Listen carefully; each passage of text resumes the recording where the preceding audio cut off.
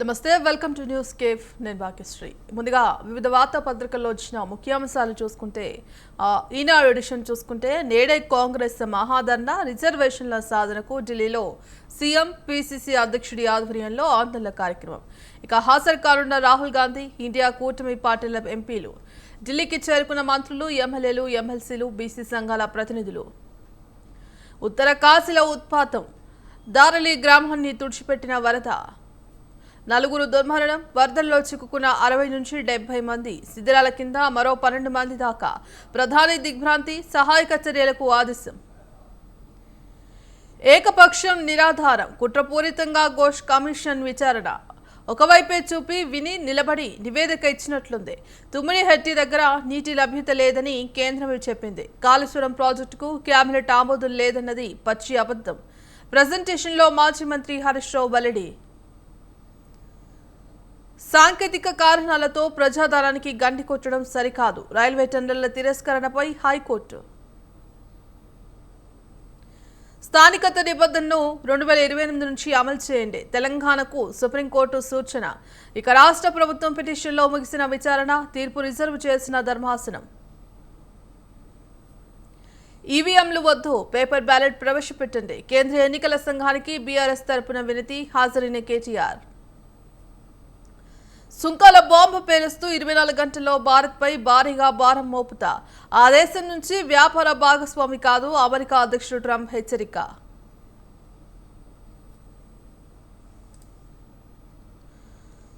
అబద్ధాల రాతలతో అతుకుల బొంత, జగన్ రోత పత్రిక బురద కథలు. 11 కోట్ల రూపాయలు నగదు చంద్రబాబు పెట్టించారట. తీగల విజయేందర్ రెడ్డి టీడీపీ మనిషేనట. ఎక్కడో ఆంధ్రజ్యోతి ఎండీతో దిగిన ఫోటో చూపించి ఇద్దరు దగ్గరే అని చిత్రాలు. మోకాలికి బోడిగుండుకు ముడిపెట్టి వెర్రితనం.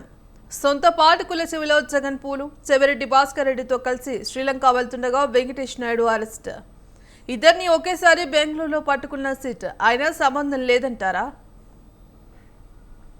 రాజమండ్రి జైల్లో వైసీపీ రాజ్యాంగం. మిథున్ రెడ్డి ఒక్కరోజే 2 ములాఖత్లు. తొలుత పెద్దిరెడ్డి, ఎమ్మెల్సీ తలశీల, తర్వాత జకంపూడిలో రాజా, లాయర్ హుస్సేన్ కోరిందే తడుపుగా సౌకర్యాలు. వైసీపీ ఎంపీకి జైలు అధికారుల రామ మర్యాదలు. నాడు చంద్రబాబుతో ములాఖత్లకు ముప్పతిప్పులు. టీడీపీ నేతలను సమీపానికే రానివ్వని అధికారులు. ఇప్పుడు జైలు పరిసరాల్లో గుంపులుగా వైసీపీ కార్యకర్తలు. మార్గదర్శకుల ఎంపిక స్వచ్ఛందమే, ఎవరిని బలవంతం చేయొద్దు సీఎం చంద్రబాబు. వీరి ఎంపికతో వ్యతిరేకత రాకూడదు. 2029 నాటికి P4 లక్ష్యం సాకారం. ఈ కార్యక్రమం దేశానికి ఆదర్శం. అవనిగడ్డ పారిశుద్ధ కార్మికురాలే స్ఫూర్తి. ఆర్థిక అసమానతలను మరింత తగ్గాలి. ఇవి పెరగడం సమాజానికి మంచిది కాదు. ప్రజల ఆస్తిగా జీరో పవర్టీ మిషన్ అమలు. నేడు 250 కుటుంబాలను దత్తత తీసుకున్న ప్రజాప్రతినిధులతో సీఎం వీడియో కాన్ఫరెన్స్. ఇక వివేక హత్య కేసులో దర్యాప్తు పూర్తయింది. సుప్రీంకోర్టు ఆదేశిస్తే తదుపరి విచారణ వేరే కోర్టులో ఉన్న సునీతారెడ్డి తరపు సీనియర్ న్యాయవాది లుద్రా మరో రోజు విచారిస్తానన్న ధర్మాసనం. తదుపరి విచారణ 19కి వాయిదా. వీళ్ళ బావి టీచర్లు టెట్ లేకుండానే డిఎస్సి రాశారు. 2000 మంది అనర్హులుగా గుర్తింపు. టెట్లో వచ్చిన మార్కులు తప్పుగా నమోదు చేసిన వారు 35,000 మంది. టెట్ డేటాబేస్ ఆధారంగా వడపోతా ఇంకా తేల్చాల్సిన వారు 9,000 మంది. క్షుణ్ణంగా పరిశీలిస్తున్న విద్యాశాఖ. 2-3 రోజుల్లో తుది మార్కులు. వాటిపైన అభ్యంతరాలకు అవకాశం. పొరపాట్లకు తావు లేకుండా జాగ్రత్తలు. సత్యపాల్ మాలిక్ కన్ముత. జమ్మూ కాశ్మీర్తో పాటు పలు రాష్ట్రాల గవర్నర్గా సేవలు. పుల్వామా ఉగ్రదాడి, ఆర్టికల్ 370 రద్దుపై కేంద్రం మీద ఘాటు విమర్శలు.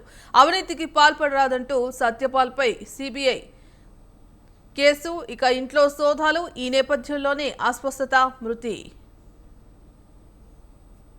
ప్రాణం తీసిన పెన్సిల్. 2 చిన్నారుల మధ్య బడిలో గొడవ. ఓ విద్యార్థి తల్లిదండ్రులపై మరొకరి దాడి. తీవ్ర గాయాలతో విద్యార్థి మృతి. ఇక అనంతపురం జిల్లాలో విషాద ఘటన. కూల్ డ్రింక్స్తో పెనుముప్పు, డైట్ సోడాతోనూ అంతే నష్టం. ఇక స్ట్రోక్, డెమెన్షియా ప్రమాదం మూడింతలు. చేనేతకు చేయూత హ్యాండ్లూమ్ వస్త్రాలపై ప్రభుత్వమే జీఎస్టీ భరించాలని నిర్ణయం. మగ్గాలకు 200 యూనిట్ల ఉచిత విద్యుత్, పవర్ లూమ్స్కు 500 యూనిట్ల రేపటి నుంచి అమలుకు సీఎం ఆదేశం. అదే కుట్ర, అదే కుతంత్రం. వివేక హత్య తరహాలో మద్యం స్కామ్ పైన తప్పుడు ప్రచారం. నాడు వివేక, నేడు వెంకటేష్ నాయుడు. రోజుకో అబద్ధంతో చంద్రబాబుపై నిందను నెట్టే యత్నం. స్వచ్ఛాంధ్ర కార్పొరేషన్ చైర్మన్ పటాబీ ఫైర్.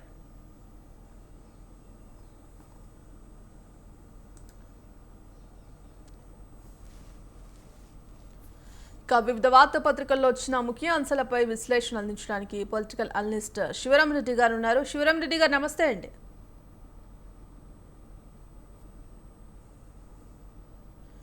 నమస్తే అండి శివరాం రెడ్డి గారు. నమస్తే మేడం. ఆడిబుల్ గా ఉందండి? కెన్ యు హియర్ మీ? వినిపిస్తోంది సార్. ఇవాళ బీసీ రిజర్వేషన్లపై గత కొద్ది రోజులుగా 42% రిజర్వేషన్లు అమలు చేయాలంటూ కూడా గత కొద్ది రోజులుగా చర్చ జరుగుతుంది. అలాగే అది అటు ప్రతిపక్ష పార్టీలు కూడా ధర్నాలు నిర్వహిస్తున్నాయి. మరి ఈ నేపథ్యంలో నేడు ఢిల్లీలో ఉన్నటువంటి జంతర్ మంతర్ వద్ద ధర్నా చేసేందుకు కూడా అటు సీఎం రేవంత్ రెడ్డి కావచ్చు, ఇటు ఇండియా కూటమి నేతలు ఇప్పటికీ అక్కడికి చేరుకున్న పరిస్థితి కనిపిస్తోంది. మరి స్థానిక సంస్థల ఎన్నికల్లో బీసీలకు 42% రిజర్వేషన్ అమలు చేసే అవకాశం కనిపిస్తుందంటారా? ఇప్పుడు ఇవాళ మనం చూసుకుంటే అండి, మొత్తం తెలంగాణ రాష్ట్రానికి సంబంధించిన మొత్తం పూర్తి మంత్రివర్గం అంతా కూడా ఢిల్లీలోనే వాళ్ళు మకాం వేయడం జరిగింది. వాటితో పాటు వారి కూటమి సంబంధించినటువంటి రాజకీయ పార్టీ నాయకులు కూడా వారి వెంట తీసుకెళ్ళారు. ఎక్సెప్ట్ భారతీయ జనతా పార్టీ, తర్వాత భారతీయ రాష్ట్ర సమితి. సో ఈ రెండు తప్ప మిగతా వాళ్ళంతా కూడా వాళ్ళు తీసుకెళ్ళడం జరిగింది. అయితే ఇక్కడ ఒకటి మనం స్థూలంగా మనం ఇక్కడ ఈ విషయాన్ని విశ్లేషిస్తే, ఇప్పుడు ఢిల్లీకి వెళ్ళి రాష్ట్ర ప్రభుత్వానికి చెందినటువంటి నేతలు కానివ్వండి, వారి కూటమి నేతలు కానివ్వండి, ఢిల్లీకి వెళ్ళి జంతర్ మంతర్ దగ్గర ఈ ధర్నా కార్యక్రమం చేయడం అన్నది ఈ యొక్క బిల్లు రాష్ట్రపతి ఆమోదం పొందేందుకు ఏ విధంగా సహకరిస్తుంది అన్నది మనం ముఖ్యంగా ఆలోచించాల్సిన విషయం. ఇప్పుడు బేసిక్ గా ఇక్కడ ఏమిటంటే అండి, ఇప్పుడు గత మార్చిలో ఈ మన అసెంబ్లీ తర్వాత లెజిస్లేటివ్ కౌన్సిల్ రెండు కూడాను ఏకాభిప్రాయంతో పాస్ చేసినటువంటి బిల్లులు గవర్నర్ గారి ఆమోదం పంపించారు. గవర్నర్ దగ్గర నుంచి రాష్ట్రపతి ఆమోదం కోసం వెళ్ళాయి.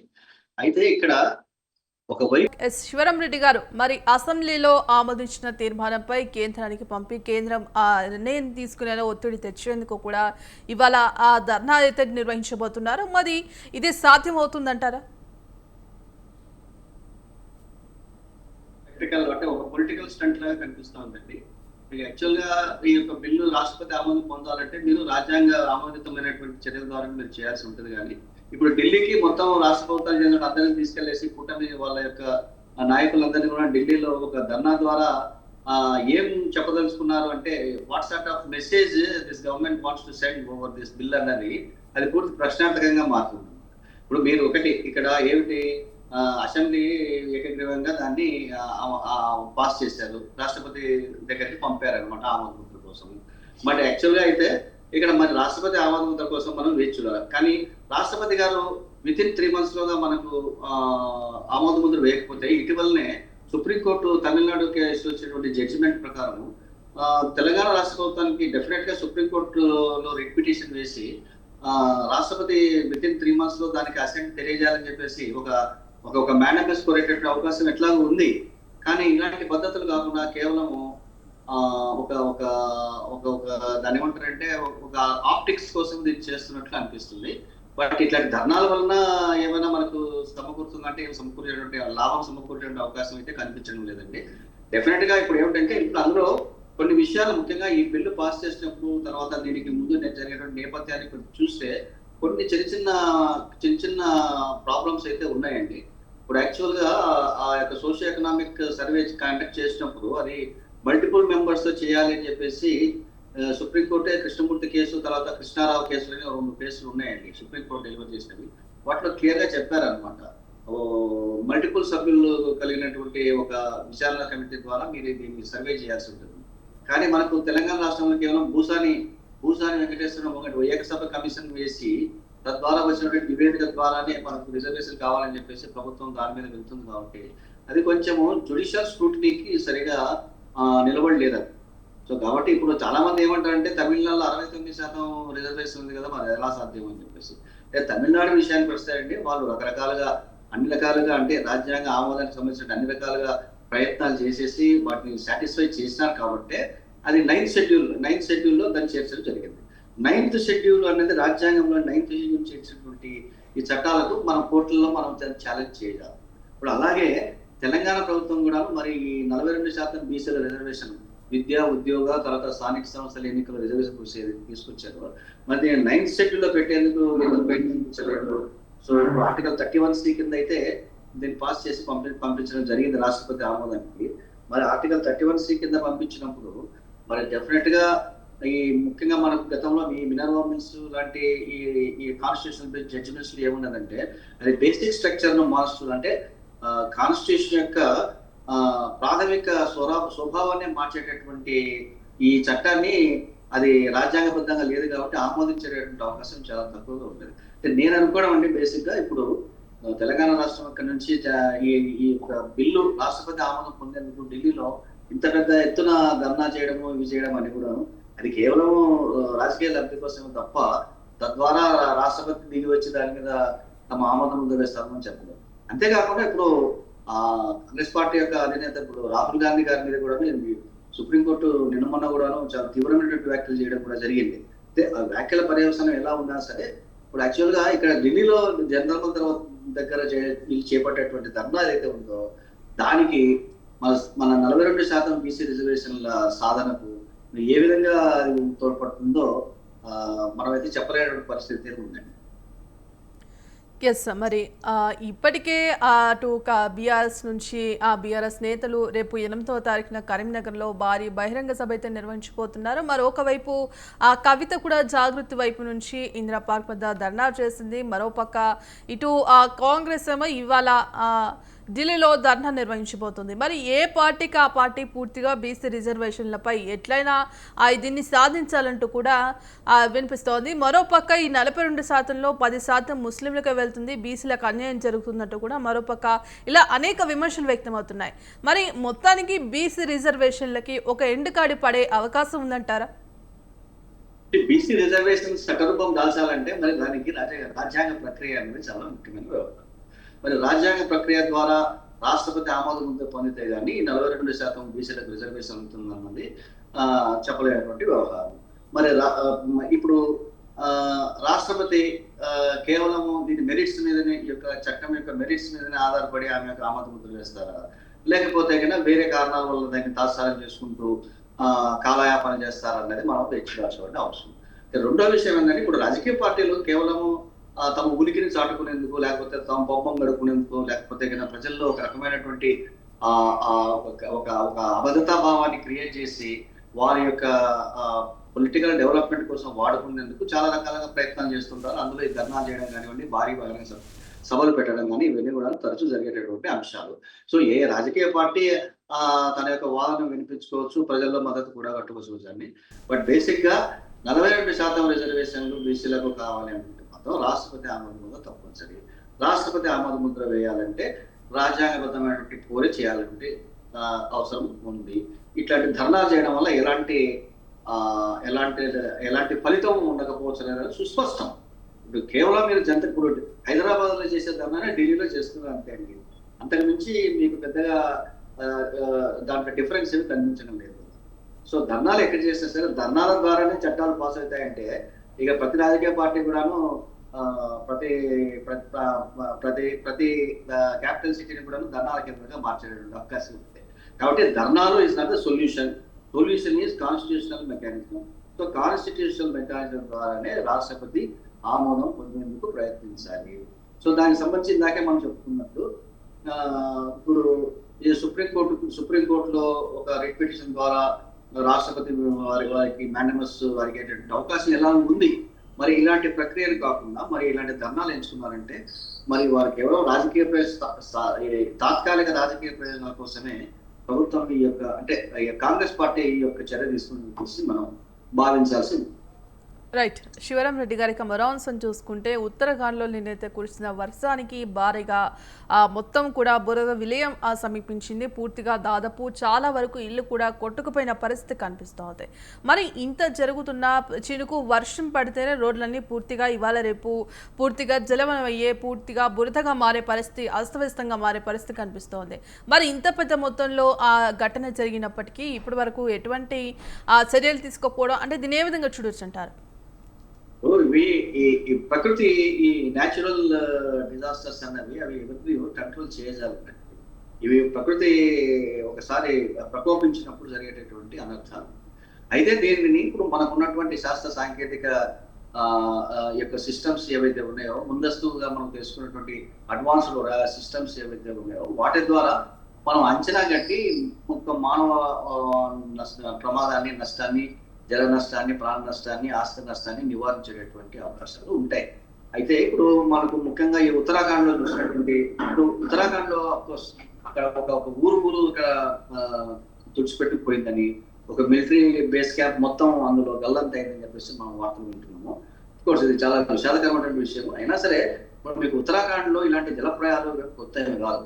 అక్కడ కొండ చర్యలు విరిగిపడ్డాము, ఈ విధంగా ఈ ఫ్లడ్స్ మామూలుగా అంటే ఈ మ్యాసివ్ ఫ్లడ్స్ లాగా వచ్చేసేసి ఊళ్ళను కొట్టేసుకోవడం, ఇది మనం తరచుగా చూస్తున్నటువంటి అంశం.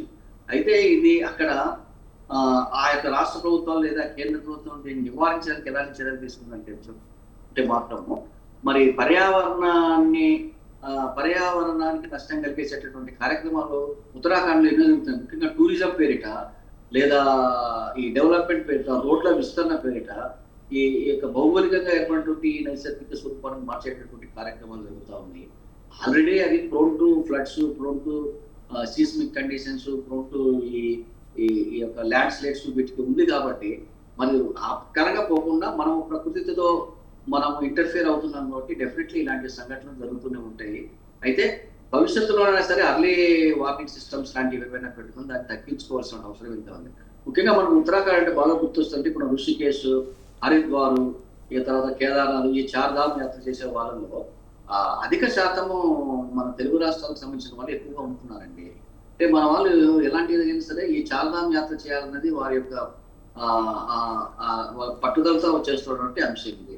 మరి ఇలాంటి ప్రళయాలు జరిగినప్పుడు మరి ప్రాణనష్టం కూడా గతంలో జరగడం చూసాం. ఇప్పుడు అంతెందుకంటే ఇప్పుడు ఈవెన్ మనకు మొన్న ఒక్కరోజు కురిసినటువంటి ఈ వర్షం వలన మన హైదరాబాద్ నగరంలోనే మనం ఎంత విలేతాండవాన్ని మనం చూడాల్సి వచ్చింది. రోడ్లన్నీ కూడా జలమయమైపోయాయి.